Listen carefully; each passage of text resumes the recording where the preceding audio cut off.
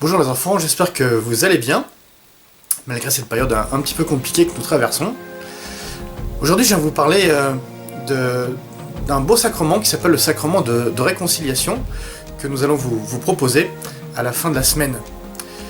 Vous avez peut-être remarqué, comme moi, qu'il arrive de temps en temps que notre cœur, il soit un peu endurci, il soit un peu sec, un peu triste, un peu comme cette petite boule de thé que vous voyez là, qui est toute sèche.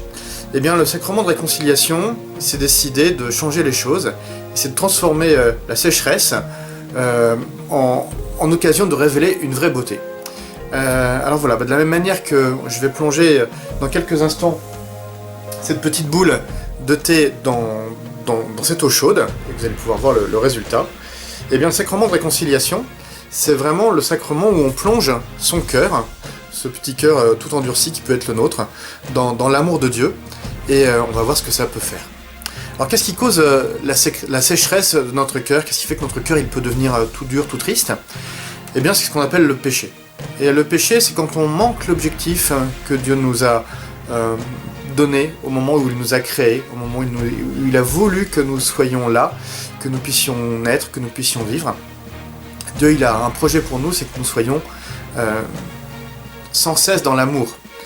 Dans un amour qui va grandir de plus en plus au fur et à mesure que nous avançons dans notre vie, et tout ça, ça s'accomplira dans la vie éternelle. Donc le péché, c'est l'inverse de l'amour. C'est quand on ne vit pas dans l'amour, l'amour de Dieu, l'amour des autres, l'amour de soi. Manquer à l'amour de Dieu, c'est quand on ne reconnaît pas la grâce de notre baptême, quand on ne reconnaît pas qu'on est une fille bien-aimée de Dieu, un fils bien-aimé de Dieu. Et du coup, comme on ne le reconnaît pas, on ne considère pas que Dieu est notre Père, et du coup on ne le prie pas, on ne va pas l'écouter dans sa parole, on ne va pas vivre les sacrements. On ne vient pas à la messe pour renouveler la grâce de notre baptême. Voilà. Puis parfois même on peut avoir honte d'être chrétien, quand il y a des gens qui nous disent à l'école « Toi tu es chrétien ?» Non, moi je ne suis pas chrétien. Voilà. Donc ça c'est le manquement à l'amour de Dieu, c'est le péché contre Dieu, et forcément Dieu ça l'attriste, quand Dieu il entend qu'on n'a rien à faire finalement de son amour, lui ça l'attriste. Et donc on peut lui demander pardon pour ça. On peut aussi demander pardon pour le péché contre les autres. Quand on a du mal à aimer les autres, ou parfois à se laisser aimer par les autres. C'est tout ce qui concerne les manquements à la charité, à la justice, quand on n'aime pas partager, quand on n'aime pas prêter les choses, quand on n'est pas bienveillant vis-à-vis des autres, quand on se moque, et ça arrive souvent dans les cours de récréation, qu'on soit pas bienveillant, qu'on se moque. Il suffit que ce soit un peu petit, un peu gros, un peu grand, un peu ceci, qu'on ait un bouton là, ou je sais pas quoi, qu'on ait une couleur de peau différente. C'est très facile de se moquer des autres, et c'est pas juste. Voilà. Donc on peut demander pardon au Seigneur pour ça. C'est aussi tout ce qui peut être ces manques de serviabilité. Quand nos parents nous appellent pour aider à passer l'aspirateur, à mettre la table, à faire les courses, non, j'ai autre chose à faire. Voilà, donc on n'est pas dans l'amour. C'est aussi tous ces moments où on peut être en colère, on peut être impatient, on peut être violent de temps en temps, on se contrôle pas. Et puis le mensonge aussi, tout ce qui va détruire la confiance avec l'autre. Voilà du coup tout ce qui peut abîmer notre être et endurcir notre cœur, cette difficulté à vivre dans l'amour de l'autre. Et puis la difficulté à vivre dans l'amour de soi. C'est important, le Seigneur nous a dit « Aime ton prochain comme toi-même ». Faut pas oublier de s'aimer soi-même justement. Alors s'aimer soi-même, c'est être ni dans l'orgueil, qui fait que je me prends pour le centre du monde, ni non plus être dans le dénigrement permanent de soi, non mais je suis nul, moi j'arriverai à rien. Voilà. Ça ne plaît pas à Dieu. Ces deux attitudes ne plaisent pas à Dieu, ça ne nous fait pas être juste devant Dieu.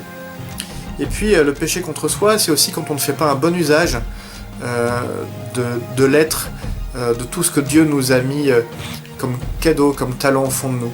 Voilà. On a un corps par exemple, quand on n'en prend pas soin, quand on ne se couche pas quand les parents nous le disent, voilà, quand on a un mauvais sommeil, parce qu'on n'y fait pas attention, ça c'est un péché. Quand on mange trop de choses, notamment les trucs sucrés, tout ça, là, ça fait pas du bien à notre corps. Notre corps, c'est un cadeau que Dieu nous a donné. Donc là aussi, on peut lui demander pardon quand on abîme notre corps. Voilà, c'est quand On ne respecte pas notre intelligence aussi. Dieu nous a fait don d'une intelligence. Alors on n'a pas tous la même intelligence, mais on a tous une intelligence. Et voilà, quand on est feignant, quand on ne travaille pas bien, quand on peut tricher à l'école, ça c'est pas bien non plus. Hein. Donc on peut demander pardon au Seigneur pour tout ça, parce qu'on a une intelligence et donc on peut en faire un bon usage. Dieu nous permet toujours de faire des choses. C'est aussi, voilà, quand on a des dons artistiques par exemple, on sait pas, certains qui savent chanter, d'autres qui savent peindre, dessiner, on a tous des talents au fond de nous. Ne pas utiliser ces talents-là, c'est un péché. Et puis aussi, c'est quand on abîme notre liberté. On a été créé libre pour aimer. Et il y a tout un tas de choses qui nous empêchent d'être libres, qui nous enchaînent. C'est par exemple quand on passe trop de temps devant la télé, les écrans, le téléphone, les jeux vidéo. Voilà, tout ça, ça nous emprisonne. Et quand on est prisonnier, on n'est pas heureux. Voilà. On peut avoir l'illusion qu'on est heureux, mais on n'est pas heureux. Alors on peut demander aussi pardon au Seigneur pour tout ça. Voilà, donc le sacrement de réconciliation, c'est simplement venir vers le Seigneur et lui dire Seigneur, je reconnais que je suis une merveille, mais que j'ai pas toujours été à la hauteur de cette merveille que je suis. Et donc je te demande d'être plongé dans ton amour infini, un peu comme cette petite boule de thé, qui, vous voyez, du coup, c'est toute ouverte. Alors comme ça peut sembler un peu moche, ça peut ressembler un peu à une grosse anémone de mer, mais si vous regardez bien, ici, tac, on voit apparaître tout à coup une petite fleur, qui était blottie au cœur de cette boule de thé, que je vous ai montré tout à l'heure. C'est ça le sacrement de réconciliation aussi. Voilà, on n'est plus tout à coup un cœur sec et replié sur soi, tout à coup on voit apparaître toute la beauté de notre être, toute la beauté de notre cœur.